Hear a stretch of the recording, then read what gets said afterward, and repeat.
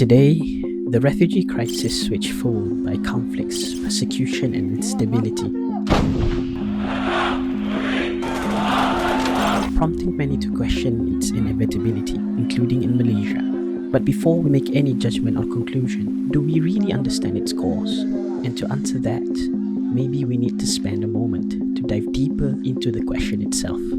There are many different reasons why people would become refugees, but essentially, if you follow the 1951 Convention on the Rights of Refugees, the UN's convention, it is because they are facing persecution in their home country. So the forms of persecution may be that there is a war that has started in which they are all in danger, or they may be other forms of persecution such as gender. They feel that they are in danger for being the way they are. So there are many different criteria that the UN Convention has for them to be able to be declared as one. As soon as they've crossed the border, they are technically already to be considered a refugee. The process of getting a UNHCR card and all that is just a formality. Malaysia is not a signatory of the 1951 Convention on the Rights of Refugees. In the convention, it says things like you have to give them the right to shelter, seek income, and the children to go to school and that kind of thing. So by not signing it, you almost are not agreeing to the terms in that convention. And Malaysia is not alone in this region.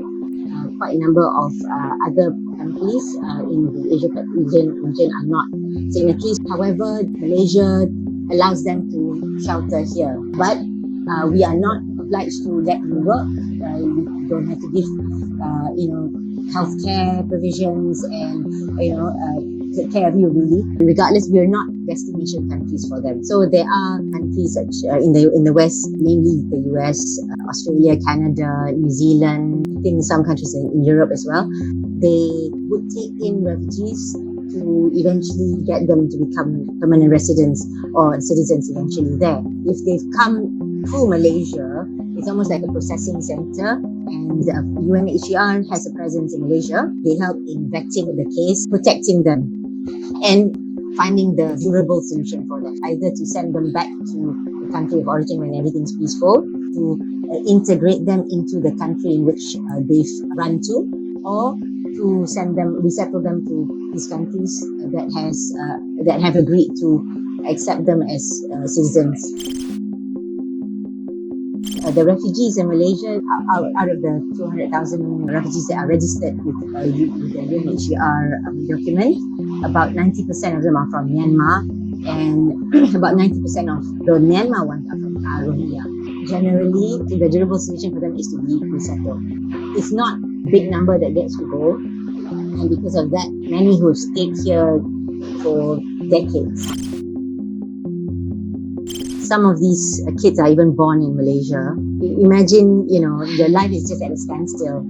Your parents already are at a standstill in development. The problems can just persist from generation to generation by not having your children go to school. When people would like to improve themselves, to get themselves out of poverty and to be able to improve on their circumstances, they have been restricted from even doing that.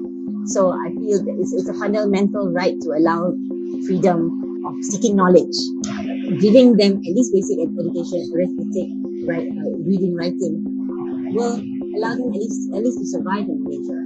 At the end of the day, you need to be able to integrate with the community there, to be able to talk, to go around places, to buy things, at least that. Besides, the government is doing what they can. At the same time, there are NGOs whose main mission is to try and help refugees with those restrictions that I mentioned earlier: education, healthcare, work, and all that, right? You could either be part of these NGOs, or you can help in terms of funds and things like that.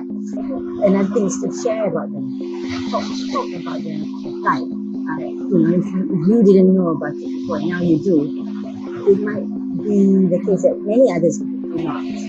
It's unfortunate because it's a reality in this country. They're here. The fact that they're not recognized institutionally doesn't mean that we ignore their presence. They have come from war-torn countries that you have read and been outraged about seeing in the news. You can do something about it. Likewise, the current Palestinian issue in Gaza. There are Palestinians here. They had run away from previous onslaughts of terror there. So, and they have family still. So you can, by helping them, they can help their families over there as well.